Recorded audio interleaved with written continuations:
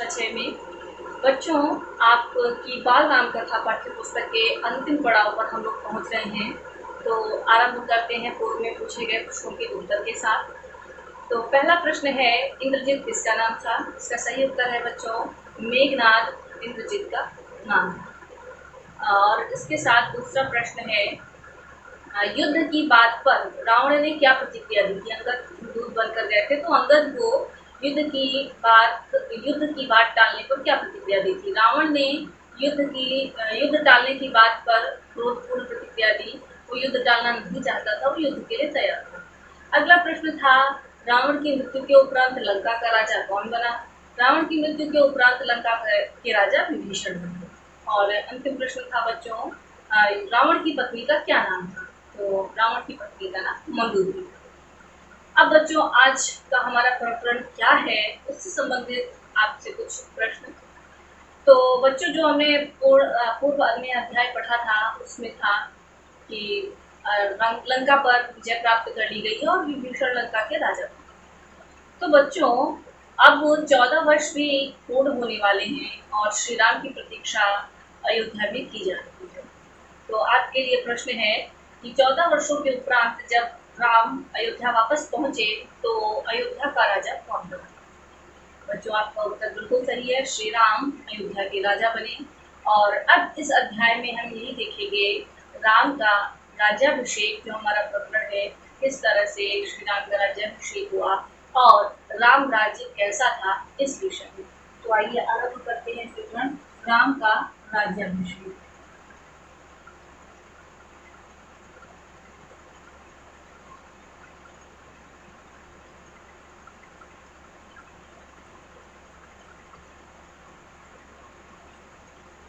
बच्चों, अपनी पाठ्य पुस्तक की ओर ध्यान दीजिए।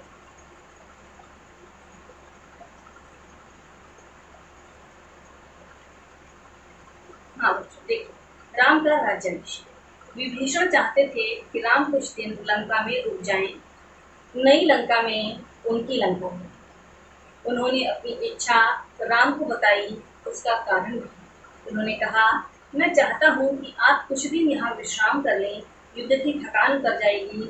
वैसे इसमें मेरा स्वार्थ भी है, आपका सानिध्य और रीति नीति सीखने का अवसर। आपने यह नगरी देखी तो नहीं। बच्चों, श्री राम ने लंका में कदम नहीं रखा था। राम ने लंका नगरी में कदम नहीं रखा था।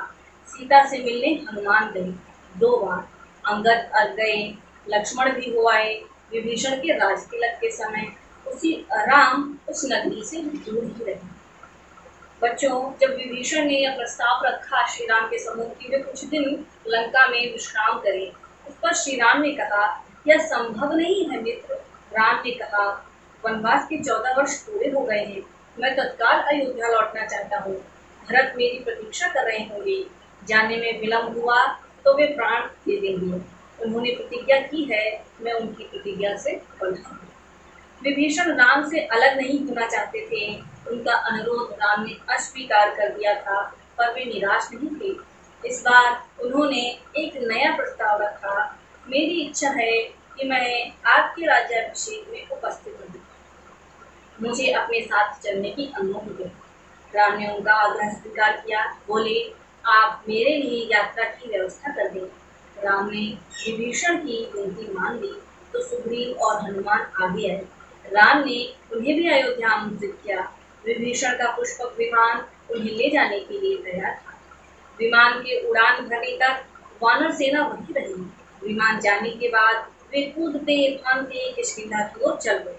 विभीषण ने अपने कोषागार से उन्हें रत्नाभूषण दिए, उनकी वर्षा की थी। उसी विमान से वानरों के लिए यह मनोरंजन था, जिसे जो मिला लूटा। विमान लंका से चला। उड़ान भरने के बाद उसने उत्तर दिशा पकड़ी, जिधर अयोध्या नगरी थी। राम सीता के साथ बैठे थे, मार्ग में पड़ने वाले प्रमुख स्थान बताते जाते थे। बच्चों, जब माँ सीता का हरण करके रावण ले गया था, तब सीता इस स्थिति में नहीं थी कि वे आकाश मार्ग से निकलते हुए धरती के सौंदर्य को देख पाती, विभिन्न स्थलों को देख पाती, किंतु अब वे अपने स्वामी श्री राम के साथ थी। अब श्री राम उन्हें मार्ग में पड़ने वाले स्थलों का परिचय देते हुए चल रहे हैं। रावण सीता का हरण कर उस मार्ग से लाया था, पंचवटी से। उस समय सीता ने वे स्थान ठीक से नहीं देखे थे, स्थान के नाम उन्हें याद किए थे। पहले रणभूमि पड़ी, फिर वह पुल जिसे नल और नील ने बनाया था, सेतु बन। किष्किंधा रास्ते में था, वानर राज सुग्रीव की राजधानी। सीता के आग्रह पर विमान किष्किंधा में उतरा, सुग्रीव की रानियों तारा और रूपा को लेने के। आगे ऋषमुख पर्वत पड़ा और उसके बाद पंपा सरोवर। उसकी सुंदरता अद्भुत थी। राम ने सीता को एक पतली चमकती हुई रेखा दिखाई। सीते, देखो, यह गोदावरी नदी है, ऊंचाई से इतनी छोटी दिख रही है। इसी के तट पर पंचवटी है। देखो, हमारी पर्णकुटी अब भी बनी हुई है। बच्चों, पर्णकुटी का अर्थ है पत्तों की कुटिया, पत्तों से बनी हुई कुटिया।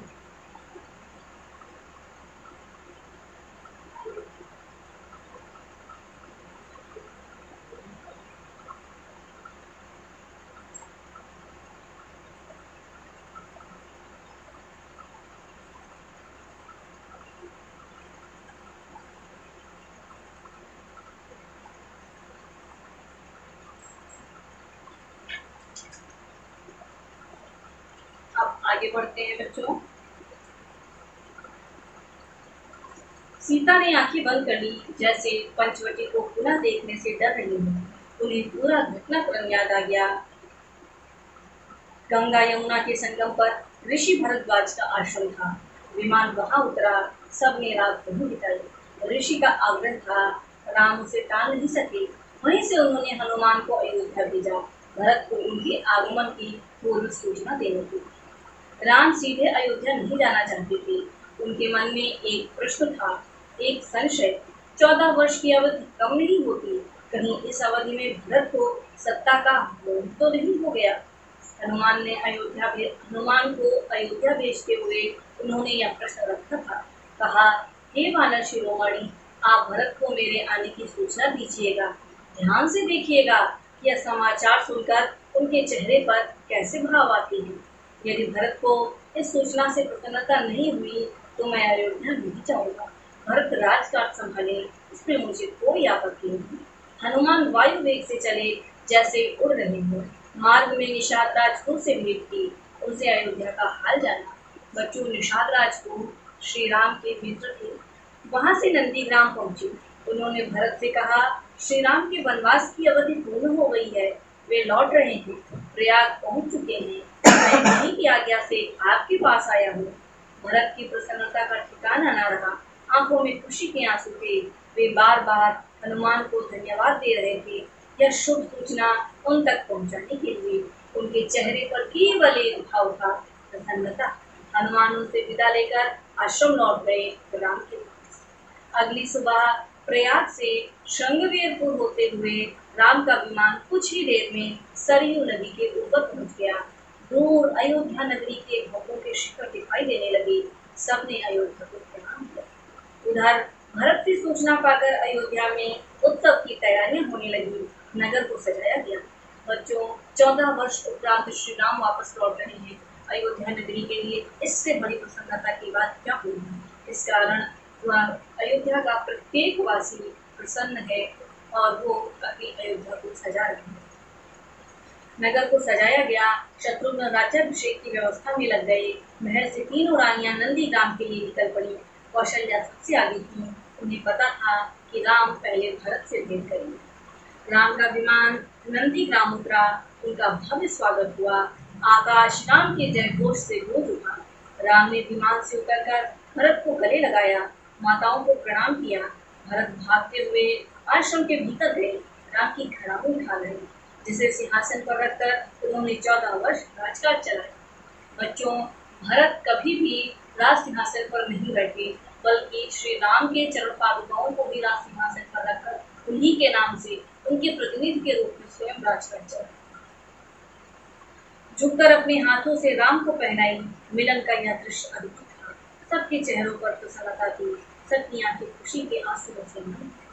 राम लक्ष्मण ने नंदीग्राम में तपस्वी बाना उतार दिया। दोनों को राजसी वस्त्र पहनाए गए। जन समूह राम की जयकार करता अयोध्या के लिए चला। शोभा यात्रा की छटा देखने योग्य थी। नंदीग्राम से चलने के पूर्व राम ने पुष्पक विमान को कुबेर के पास भेज दिया था। वह विमान कुबेर का ही था। रावण ने उसे बलात् छीन लिया था। बलात् बच्चों बलपूर्वक।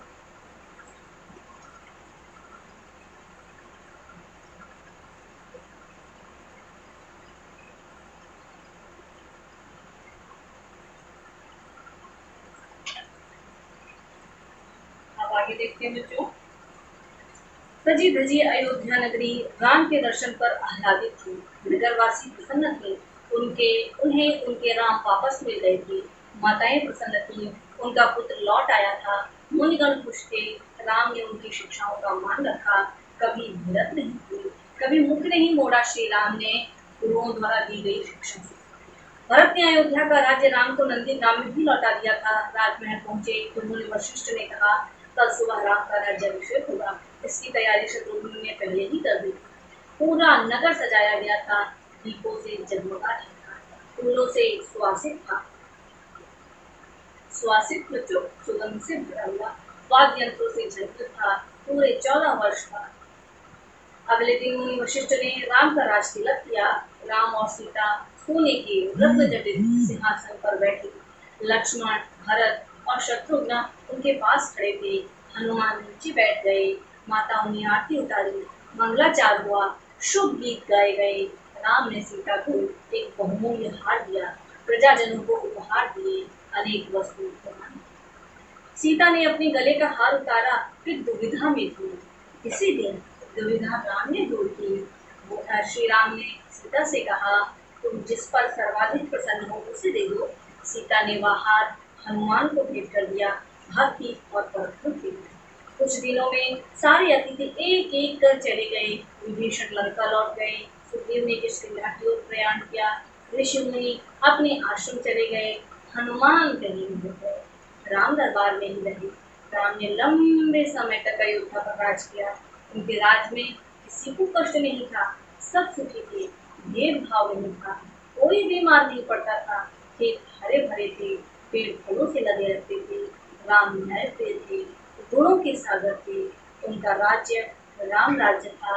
आज तक सुखी है। बच्चों, तुलसीदास ने श्री राम राज्य की स्थिति का वर्णन इन पंक्तियों में किया है। दैहिक दैविक भौतिक तापा, राम राज काहू नहीं व्यापा। सब नर करहि परस्पर प्रीति, चलहि स्वधर्म निरत श्रुति नीति। सभी अपना अपना धर्म पालन करते थे और सभी प्रेम पूर्वक रहते थे। किसी को भी किसी प्रकार का कोई कष्ट नहीं था। ऐसा था राम। बच्चों, यहीं पर आज की पाठ्य पुस्तक उत्पन्न होती है और हम पढ़ते हैं अपनी क्रियाकलाप के लिए। बच्चों, आपकी पाठ्य पुस्तक में ये तो कठिन शब्द निकाले गए, पर्णकुटी और बरात। तो आपने देखा पर्णकुटी तत्वों से बनी कुटिया और बरात अर्थात बरकुटी। इन दोनों शब्दों का प्रयोग आपको अपने पाठ में करना है। किताब से भिन्न होना चाहिए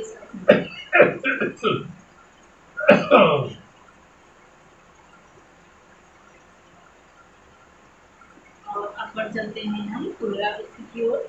बच्चों, प्रस्तुत पाठ में आपने देखा कि लंका के राजा विभीषण बन चुके थे और विभीषण ने श्री राम से आग्रह किया कि वे कुछ दिन तक लंका में रुके, किंतु श्री राम ने उनके प्रस्ताव को अस्वीकार किया। कारण यह था कि 14 वर्ष पूर्ण हो गए थे वनवास को और भरत उनकी प्रतीक्षा कर रहे थे। यदि श्री राम समय पर नहीं पहुंचते, विलंब हो जाता, तो भरत अपने प्राण त्याग देते। इस कारण श्री राम नहीं रुके और फिर उन्होंने पुष्पक विमान पर सवार होकर के अयोध्या पहुंचे।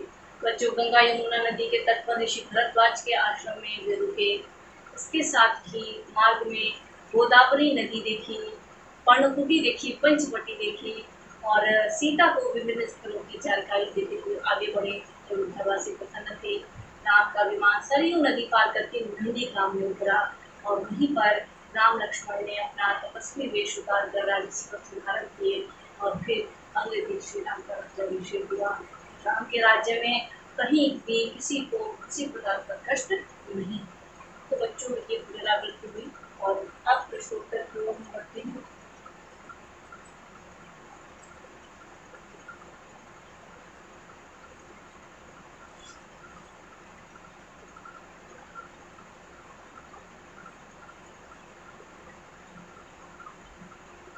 पहला प्रश्न आपके लिए बच्चों, श्री राम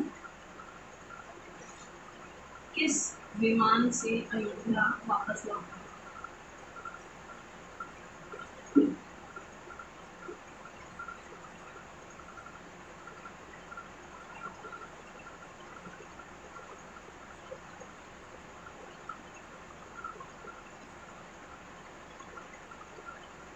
इसका उत्तर है श्री राम पुष्पक विमान से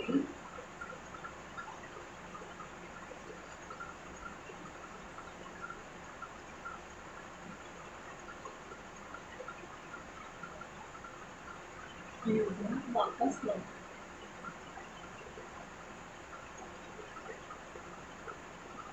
अगला प्रश्न है बच्चों, गंगा यमुना के तट पर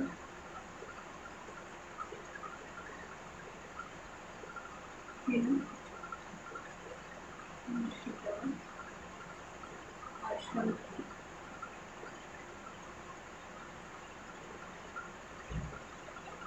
आश्रम था, या फिर आप यहाँ पर ये भी कर सकते हैं तट पर से ऋषि का आश्रम था। तो इसका उत्तर है गंगा यमुना के तट पर ऋषि भरद्वाज का।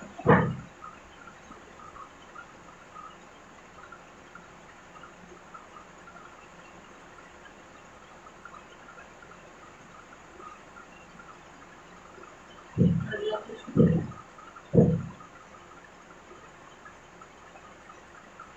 राम ने सीता को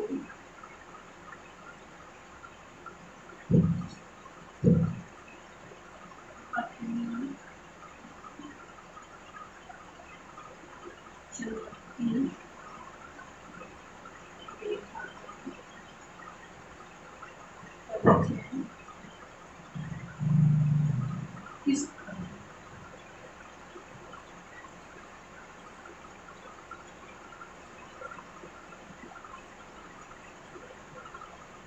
जिसका उत्तर है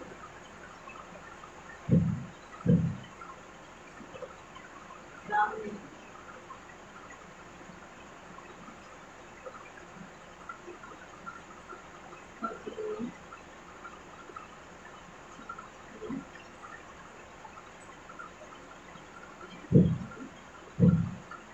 अपनी गोदावरी नदी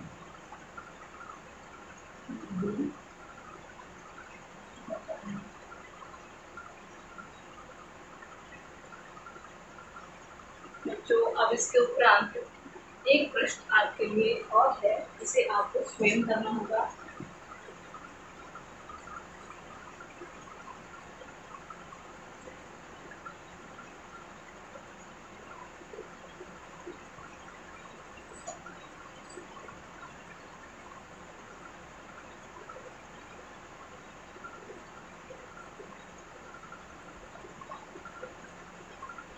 राम राज्य का अपने शब्दों में वर्णन करें।